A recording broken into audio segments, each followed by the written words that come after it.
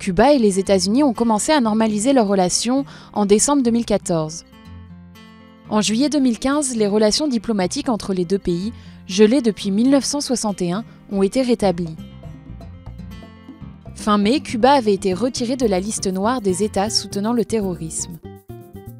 Cela s'est accompagné de l'allègement de certaines restrictions sur les voyages, le commerce et Internet.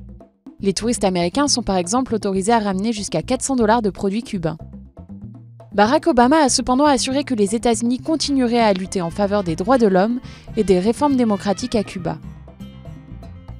Mais la levée de l'embargo, vieux de plus de 50 ans, ne peut être votée que par le Congrès américain. Il aurait coûté à la Havane plus de 1000 milliards de dollars. Depuis qu'il a pris la relève de son frère Fidel en 2006, le président cubain Raúl Castro a éloigné l'île du modèle soviétique. Le régime communiste permet désormais aux Cubains de voyager à l'étranger avec moins de restrictions. Il encourage le secteur privé, notamment dans le domaine agricole. Cuba importe toujours 80% de son alimentation pour un coût de près de 2 milliards de dollars par an. Il autorise également l'achat et la vente d'appartements ou de voitures. Mais l'opposition, notamment la diaspora aux États-Unis, juge ces réformes trop timides et trop lentes.